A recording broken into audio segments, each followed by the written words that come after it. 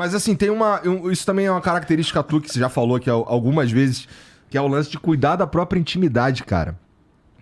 E quebrar essa parada pra falar do problema da Lua. Foi a decisão, e encontrar outras pessoas que talvez precisem de ajuda e talvez não soubessem que existia um problema, né? Isso talvez seja a coisa mais complicada mesmo.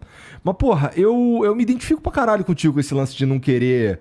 Porque assim, apesar de ser famoso, ficar famoso, ser um indicativo do sucesso do meu trabalho... Sim, total. Às vezes por exemplo, na Polônia, cara, é sensacional poder andar na rua, tá ligado? E assim, não é que eu fico puto quando os caras vêm falar comigo, pelo contrário, é isso, eu sinto que, pô, legal, se as pessoas estão me reconhecendo, significa que eu tô fazendo um trabalho bem feito e, porra, tiro foto, falo com todo mundo, troco ideia, tranquilo.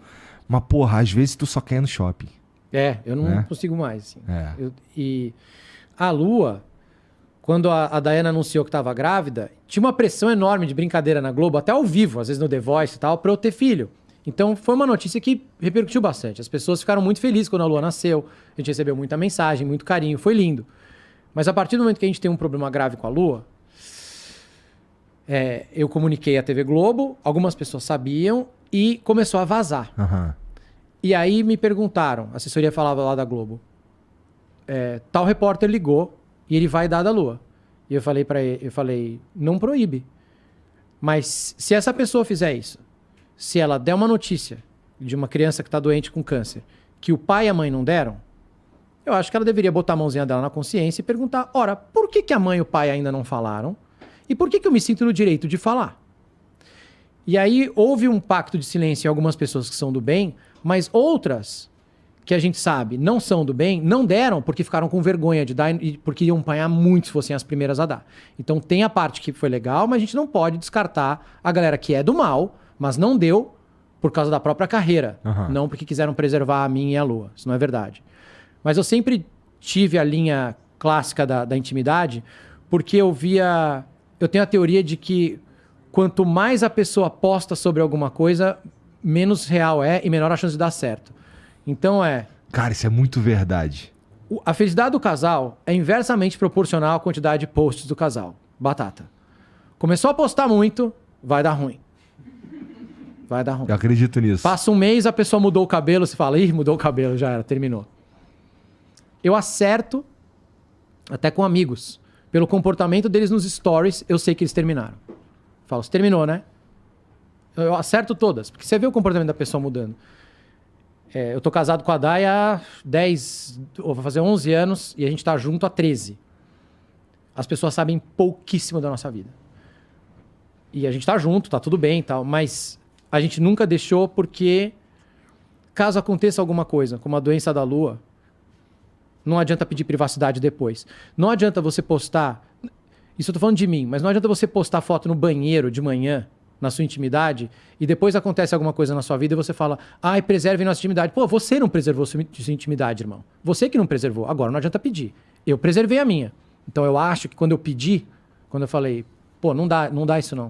O dia que eu quiser falar da Lua, deixa que eu falo. As pessoas falaram, putz, é verdade. Ele não é esse tipo de gente, né? Ele não é esse cara que abriu tudo. Que é um jeito de trabalhar, não tem problema. Eu entendo quem faz. Mas não sou eu não sou assim. E assim, como é que foi pra você tomar essa decisão de falar da parada? Porque, cara, assim, faz um tempo eu te perguntei como é que tá a tua cabeça hoje, a tua e da tua esposa. Hoje tá melhor. Sim, hoje tamo bem. Dá pra perceber hoje que tá melhor. Tamo bem. Mas, vamos lá. Daí agora você fala disso que te machuca tanto com uma puta frequência, né? Tomar essa decisão, cara, agora eu vou falar disso aqui. E eu vou tentar ajudar outras pessoas a perceberem que existe esse problema e, sei lá, saber que existe um tratamento. Porque pra mim, cara, olha só. Pra mim é assim, ó.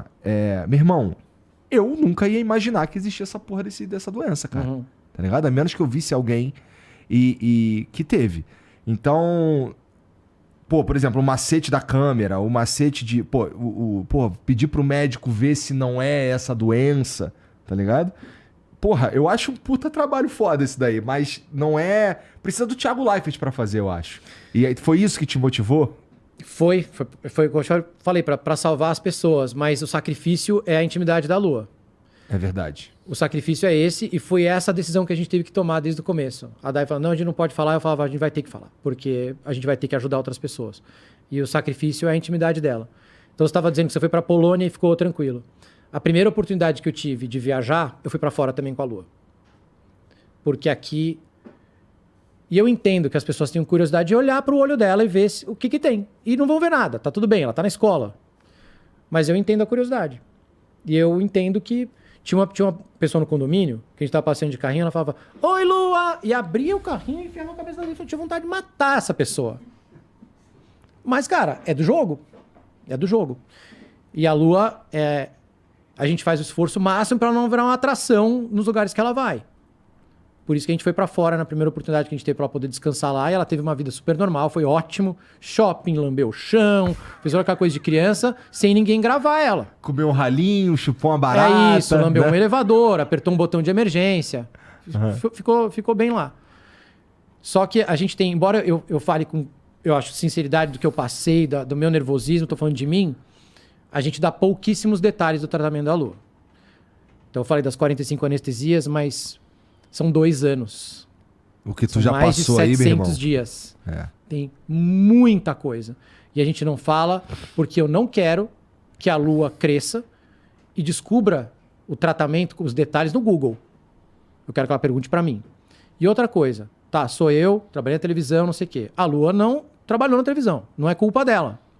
Talvez ela não queira nada dessa porra, cara. Talvez ela fale assim, pai, eu não quero nada disso aí.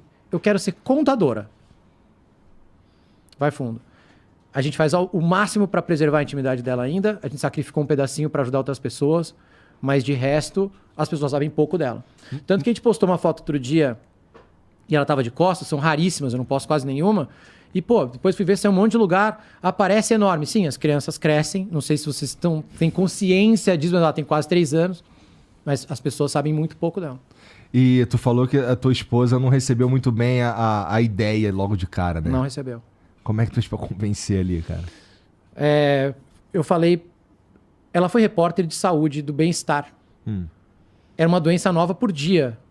E ela nunca fez retinoblastoma. E eu falei pra ela, Dai, nossa, a minha vida, Thiago, foi animal, cara. Muito boa. Minha vida é animal. Deu tudo certo. O que eu precisei dar sorte, eu dei sorte. Eu tenho uma família incrível. Pô, meus pais são sensacionais. Tem gente que briga com os pais. Eu nunca briguei com os meus pais. Todo mundo fala, você voltou de São José e foi morar de novo na casa dos seus pais? Meus pais são irados, são animais. Eu adoro meus pais. Minha casa era incrível. Minha irmã é sensacional. Minha irmã é minha parceirona. Minha irmã cuida da minha carreira, faz tudo. Parece gêmea, assim, a gente se ama. Então minha vida era incrível. Mas, cara, a vida não é assim. A vida, às vezes, te traz coisas ruins.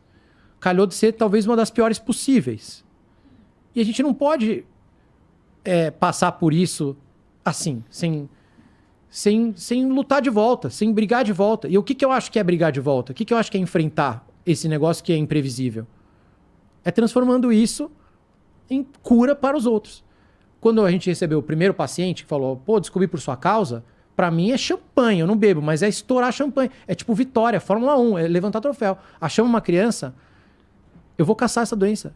Que às vezes também recebo. Você tem que agradecer a doença. Eu tenho que agradecer. Você tá maluco que eu vou agradecer? Não vou agradecer nada. Mas vem com esse papo aí. Não, é importante agradecer e pedir para o câncer ir embora. Não vai adiantar. Conversar com a célula. Conversar com a célula? Eu acredito em paulada na célula de quimioterapia. Eu acredito porrada na célula. E brigar. E ir atrás. E esse foi o processo de convencimento. Você não gostaria de saber, Dai? Você foi repórter de saúde. Você não gostaria de ter sabido da doença? Gostaria. Eu falei, então a gente tem que falar para as pessoas o que a gente gostaria de ter escutado enquanto você estava grávida. Porque se eu tivesse escutado um cara no Instagram falando reflexo branco, vai no não sei o quê, eu ia ficar com aquilo na cabeça e falar, levamos ao oftalmo? Eu não ia esquecer. Só que nunca ninguém me falou. Então serei eu a falar, sacrificando um pedacinho da nossa vida aqui, mas o retorno é incrível. E como você estava perguntando também, reviver a dor é duro. É duro. Eu acho que a Dai sofre mais. Eu dou pouca entrevista, mas a Dai faz lives sobre. E convidaram para fazer o jantar de gala do GRAC no passado, eu não tenho a menor condição. Não consigo. A Dai foi, mas demora uns dias. A gente foi num congresso de retinoblastoma que teve aqui em São Paulo. Eu já vi foto do tumor. Eu já vi foto de olho enucleado. E eu já tinha visto foto do tumor extraocular, que é horrível, que é quando o tumor sai do olho. Parece filme de ficção científica, assim, é uma coisa muito, muito, muito difícil de ver de uma criança. A Dai nunca tinha visto. E ela teve que sair do congresso para chorar. Então, reviver a dor não é Meu Deus, cara. não é fácil. Não é fácil. E a Lua não teve extraocular, nada disso, mas você vê as possibilidades, você vê as outras crianças que sofreram. E esse talvez seja o maior sacrifício até. De chegar e a Dai falar, ainda bem que é só daqui a 1 ano, porque eu não aguento mais falar disso. A gente também precisa dar uma parada, sabe? E agora, terminando no sábado, a gente começa a colher os frutos, as crianças que a gente vai ajudar. Mas é bom ter uma pausa até setembro do ano que vem para respirar e viver, porque reviver a dor, relembrar tudo. E eu não gosto de remoer, eu não sou de remoer, não. Quando eu tô em casa, eu não fico pensando de novo. Mas às vezes volta. Às vezes vem um medo de novo, né? De passar por coisa ruim. Então. Entendo.